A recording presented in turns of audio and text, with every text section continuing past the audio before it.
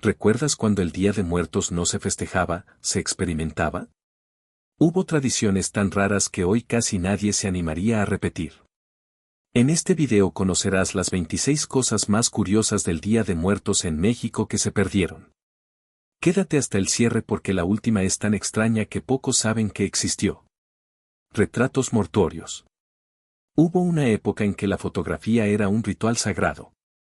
Cuando alguien fallecía, se capturaba una última imagen para guardar su esencia. Los retratos mortuorios mostraban al finado con su mejor atuendo, rodeado de flores o velas. En muchos hogares mexicanos se ponían esos retratos en el altar cada Día de Muertos. Esta práctica duró desde finales del siglo XIX hasta mediados del XX, sobre todo en áreas rurales y en familias conservadoras. Servía como recuerdo concreto del paso entre la vida y la muerte. Con los años y la llegada de las cámaras personales, esa costumbre fue desvaneciéndose. Hoy casi nadie guarda una foto tomada después de la muerte. Quedaron en los archivos familiares y en museos de historia como testigos mudos de una era que veía la muerte desde la cercanía y el respeto. Espejos cubiertos. Durante los velorios y el Día de Muertos, tapar los espejos era una tradición habitual en varios estados del país. Se pensaba que el espíritu del difunto podía quedarse atrapado en su reflejo si alguien se miraba en el espejo mientras el cuerpo estaba allí. Por eso se cubrían con telas o mantas hasta que el alma se fuera. El origen de esta costumbre tiene raíces coloniales y mezcla creencias indígenas con supersticiones europeas. Simbolizaba la línea entre el mundo visible y el invisible. Con la modernidad, los velorios en casa se cambiaron por funerarias y los rituales se simplificaron. Tapar los espejos dejó de tener sentido. Sin embargo, en algunos pueblos de Oaxaca y Puebla todavía hay familias que lo hacen por respeto o hábito, aunque ya pocos recuerdan el motivo. Caminos de pétalos. El camino de pétalos de Cempasúchil es una de las imágenes más bonitas del Día de Muertos. Pero antes no se limitaba al altar. En muchas regiones, el camino empezaba desde la calle y llegaba hasta la cama o el petate donde descansaba el difunto antes de morir. Cada pétalo era una guía para que el espíritu hallara el camino de vuelta al hogar. Las familias los ponían con cuidado, formando líneas o espirales. El aroma del cempasúchil y la luz de las velas llenaban el aire de una sensación única. Con el tiempo, esta tradición se redujo al espacio del altar. Las ofrendas modernas guardan los pétalos, pero ya no los caminos completos. Lo que antes conectaba la calle con la casa, hoy se limita a un rincón decorativo, perdiendo parte de su poder simbólico. Velas de cebo. Antes de que existieran las velas de parafina, las familias mexicanas hacían sus propias velas con cebo de res o de borrego. Era un proceso lento y con olor intenso, pero tenía un significado. Iluminar el camino de las almas con la luz de lo natural.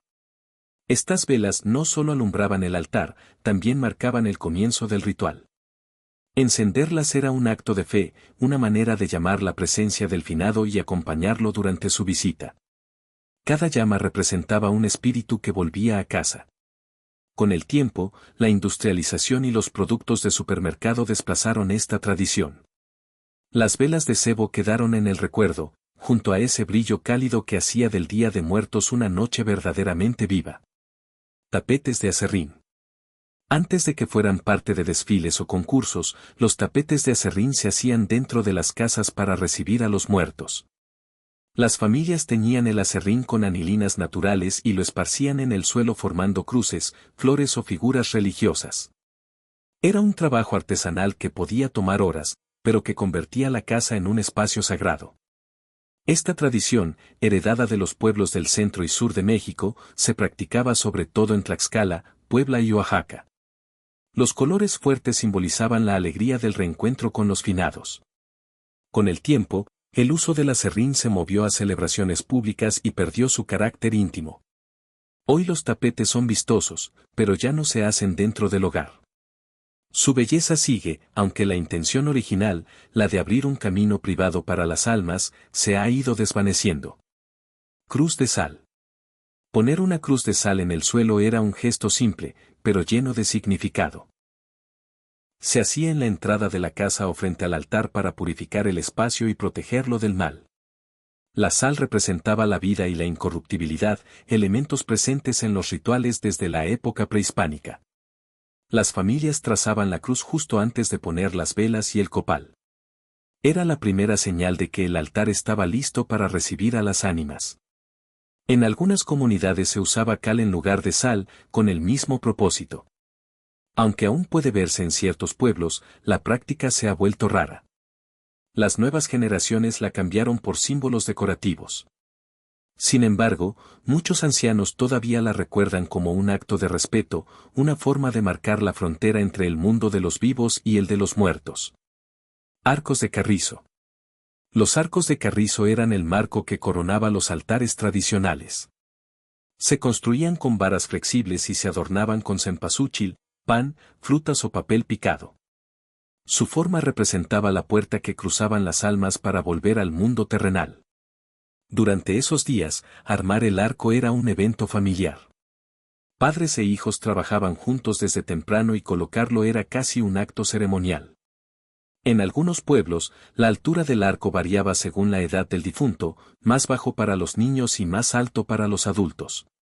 Hoy, la mayoría de los altares prescinde del arco o lo reemplaza con estructuras artificiales. Los materiales modernos lo hicieron desaparecer poco a poco. Sin embargo, en regiones como Mixquic y Pátzcuaro todavía se conserva como símbolo del paso entre la vida y la eternidad. Petate bajo altar. El petate fue durante siglos un elemento esencial en el Día de Muertos. No solo servía para dormir o envolver a los difuntos, también se ponía bajo el altar como símbolo del descanso eterno. Representaba la tierra, el ciclo de la vida y el retorno al origen. Las familias lo extendían antes de montar la ofrenda y sobre él se ponían las velas, las flores y los alimentos. Era una forma de recordar que todos, al final, descansamos sobre la misma tierra. En muchos pueblos indígenas del centro y sur de México, esta práctica tenía además un sentido espiritual profundo. Con la modernización de los altares y el uso de mesas o muebles decorativos, el petate fue desapareciendo. Hoy apenas sobreviven algunas comunidades rurales. Su ausencia marcó el final de una costumbre simple, pero llena de respeto por los muertos y por la naturaleza. Calaveras de alfeñique. Las calaveras de alfeñique eran verdaderas obras de arte hechas con azúcar batida y moldeada a mano. Surgieron en el siglo XVIII, cuando los conventos enseñaron a las familias a preparar dulces con moldes traídos de España. Cada calavera llevaba el nombre del finado escrito en la frente y se ponía en el altar como ofrenda dulce para el alma. En los mercados tradicionales, los artesanos competían por crear las más detalladas. Algunas tenían decoraciones de papel estaño o pequeñas coronas de azúcar teñida. Su elaboración requería paciencia y habilidad. Con la llegada de los dulces industriales y el plástico, muchas familias dejaron de comprarlas. Hoy sobreviven en lugares como Toluca, pero ya no tienen la presencia de antes. Eran más que dulces, eran un retrato efímero del recuerdo. Juguetes de hojalata. Durante el Día de Muertos, los niños fallecidos recibían ofrendas especiales. A ellos se les dedicaban juguetes de hojalata, trompos, caballitos o pequeños arcos de carrizo. Eran regalos simbólicos para acompañar su regreso al mundo de los vivos. Los artesanos de 1900, Oaxaca, Puebla y San Luis Potosí fabricaban estas piezas con lámina pintada a mano. Cada juguete tenía movimiento, alegría y vida. Representaban la infancia interrumpida, pero también el juego eterno de los angelitos. Con la llegada del plástico y la producción en masa, los juguetes de hojalata desaparecieron de los altares. Hoy se conservan en museos o en colecciones particulares. Aquellos objetos brillantes que antes giraban sobre las ofrendas se convirtieron en reliquias de un México artesanal que ya casi no existe. Campanillas de mano. En algunos pueblos, los niños recorrían las calles tocando pequeñas campanillas durante el Día de Muertos.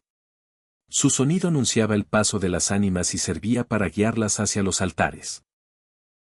Cada repique era una bienvenida al alma que regresaba, una forma inocente de recordar que la muerte también tenía su música. Estas campanillas se fabricaban con metal o barro y se usaban al anochecer, cuando las familias encendían las velas.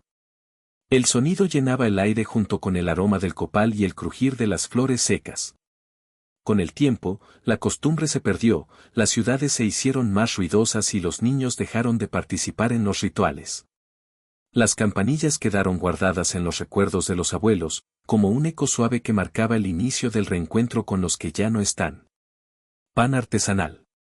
El pan de muerto no siempre tuvo la forma redonda con huesitos que conocemos hoy. En muchas regiones se elaboraba en casa con recetas familiares, usando anís, ralladura de naranja o colorantes naturales. Cada pueblo tenía su versión, algunas en forma de animales, corazones o cruces. Las mujeres amasaban la masa la víspera del 1 de noviembre. El olor del horno marcaba el inicio de la festividad y cada pieza se ofrecía como un gesto de amor al difunto. Era pan vivo, hecho con paciencia, manos y memoria. Con la industrialización, el pan artesanal se perdió. Las panaderías modernas impusieron una forma única y un sabor comercial. En pocos lugares, como Mixquico Mitla, todavía hay familias que lo hornean en casa. Cada hogaza guarda el espíritu de un tiempo en que cocinar era también una forma de recordar.